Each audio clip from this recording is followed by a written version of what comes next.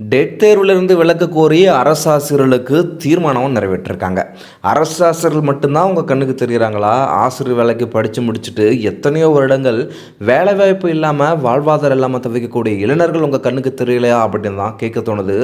இந்த ஆளும் அரசையாக இருக்கட்டும், இல்லை ஆண்ட அரசாக இருக்கட்டும், ஆண்டுக்கு ஆண்டு தேர்வு வைக்கிறீங்க, ஃபீஸ் கலெக்ட் பண்ணுறீங்க, ரிசல்ட் விடுறீங்க, தேர்தல் வர டைமில் தேர்ச்சி மதிப்பெண்ணை குறைச்சி விட்டுடுறீங்க. இதை தவிர என்ன பண்ணியிருக்காங்க இந்த அரசாங்கம்? ஆண்டுக்கு மானிய கோரிக்கையின் போது கோடிக்கணக்கில் நிதி ஒதுக்குறாங்க. இதில் ஆசிரியர்கள் நியமிக்க போகிறோம் அப்படின்னு ஒரு குறிப்பிட்ட நிதியை ஒதுக்குறாங்க. ஆனால் ஆசிரியர்கள் நியமிக்கிறாங்களா அப்படின்னா இல்லை.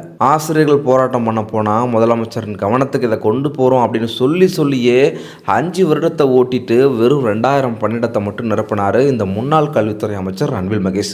அதையும் தாண்டி கேட்டால் நிதிநிலை கொஞ்சம் சரியில்லை, சரியானதுக்கு அப்புறம் நாங்கள் போடுறோம் அப்படின்னு சொல்லியே காலத்தை ஓட்டிகிட்டு இருந்தால் இதுக்கு எப்போ தான் ஒரு தீர்வு கிடைக்கும்? எம்எல்ஏக்கு சேலரி ஏற்றுறீங்க, அதுக்கு நிதி இருக்குது. ஆல்ரெடி லட்சக்கணக்கில் சம்பளம் வாங்குகிற அரசு ஆசிரியர்களுக்கும் அரசு ஊழியர்களுக்கும் சம்பள உயர்வு கொடுக்குறீங்க, அகவிலைப்படி உயர்வையும் கொடுக்குறீங்க, அதுக்கு நிதி இருக்குது.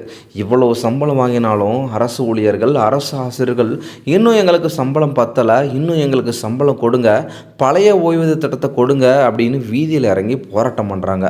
அவங்களுடைய கோரிக்கைகளை கனிவாக கேட்குறீங்க, அது நிறைவேற்றியும் தரீங்க. எல்லாம் இருந்துட்டு இவ்வளோ சம்பளம் வாங்குறவங்களே வீதியில் இறங்கி எங்களுக்கு எதுவும் பத்தலைன்னு கேட்கும்போது எதுவுமே இல்லாமல் வாழ்வாதாரம் இழந்து வேலையும் இல்லாமல் இருக்கிற இந்த டெட் ஆசிரியர்கள் போராட்டம் பண்ணால் ஏன் கண்டுக்க மாட்டீங்க? இதுக்கு ஒரு தீர்வும் காண மாட்டீங்க. ஆண்ட அரசாகட்டுக்கும் இல்லை ஆளும் அரசாக இருக்கட்டும், உங்ககிட்ட ஒன்று கேட்குறேன், இருக்கிறவங்களுக்கு கொடுக்கணுமா இல்லை இல்லாதவங்களுக்கு கொடுக்கணுமா? நீங்களே சொல்லுங்கள். சட்டப்பேரவையில் அரசு ஆசிரியர்களுக்கு ஆசிரியர் தகுதி தேர்வில் விலக்கு கோரி தீர்மானம் ஒன்று நிறைவேற்றிருக்கீங்க, ஓகே.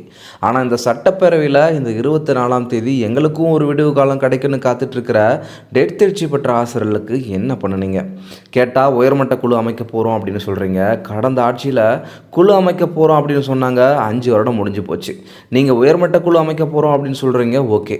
நீங்கள் இப்போ தான் புதுசாக வந்திருக்கீங்க, கொஞ்சம் டைம் தேவைப்படும். கொஞ்சம் டைம் எடுத்துகிட்டு நீங்களாவது குழு அமைச்சு உடனடியாக நடவடிக்கை எடுத்து இந்த பிரச்சனைக்கு தீர்வு காரணம் அப்படிங்கிறதான் அனைவருடைய எதிர்பார்ப்பாகவும் இருக்குது. இதில் ஃபஸ்ட்டு யாரை குறை சொல்கிறது? அரசாங்கத்தை குறை சொல்கிறதா இல்லை 2013 2017 தேர்ச்சி பெற்று எங்களுக்கு தான் ஃபஸ்ட்டு வேலை கொடுக்கணும், இல்லை எங்களுக்கு தான் ஃபஸ்ட்டு வேலை கொடுக்கணும் அப்படின்னு போட்டி போட்டு கோர்ட்டு கேஸுன்னு போன ஆசிரியர்களை சொல்கிறதா? இன்னொரு படி மேலே போயிட்டு 2024 நியமன தேர்வு மற்றும் டெட் தேர்வில் தேர்ச்சி பெற்ற எங்களுக்கு வேலை கொடுக்கணும் அப்படின்னு தனித்தனியாக ஒரு சங்கம் வச்சுட்டு தனித்தனியாக இருந்து போராட்டமும் பண்ணிகிட்ருக்காங்க. இவர்களில் ஒத்துமை இருக்குதா அப்படின்னா இல்லை. அப்புறம் அரசாங்கம் எப்படி செய்வாங்க அப்படிங்கிற கேள்வியும் எழுது. ஒரே கருத்து ஒரே குறிக்கோளை நோக்கி ஒற்றுமையாக போராடி இருந்தீங்க அப்படின்னா ஒருவேளை அரசு செவிசாய்ச்சிருப்பாங்களே என்னவோ. உங்களுக்குள்ளேயே போட்டி, நான் முதல்ல வேலைக்கு போகணும், இல்லை நான் தான் முதல்ல வேலைக்கு போகணும், அதனால தான் அரசாங்கம் நீங்கள் யாருக்குமே வேலைக்கு போவானா வீட்டிலேயே இருங்க அப்படின்னு சொல்கிற மாதிரியும் இருக்குது. அடுத்து ஒற்றுமையாக எல்லோரும் என்ன பண்ணலாம் அப்படின்னு யோசிங்க. ஒரு முடிவுக்கு வாங்க. நியமன தேர்வு வேண்டாமா? ஒரே அடியாக நியமன தேர்வு வேண்டான்னு போராடுங்க. சீனியாரிட்டி வேணுமா? எல்லாரும் எங்களுக்கு சீனியாரிட்டி அடிப்படையில் போடுங்க அப்படின்னு கேளுங்க. இல்லை எங்களுக்கு தேர்வு வச்சு முழு காலிப்பு நடத்தி நிரப்பணும் அப்படின்னா அதுக்கு நோக்கி போராடுங்க. இதெல்லாம் விட்டுட்டு தனித்தனி பிரிவு, தனித்தனி சங்கன்னு தனித்தனியாக வச்சுக்கிட்டு போய் வேலை கொடுன்னு நின்னா அரசாங்கம் அப்புறம் எப்படி தான் இதை பண்ணுவாங்க?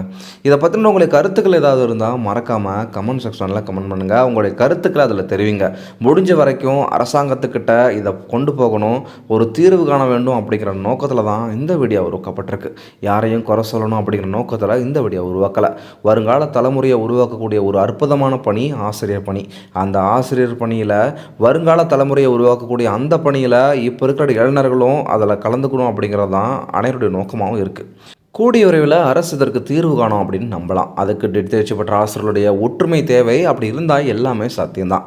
மறக்காமல் சப்ஸ்கிரைப் பண்ணிக்கோங்க. மீண்டும் மற்றும் ஒரு முக்கிய வீடியோவில் சந்திக்கலாம். நன்றி.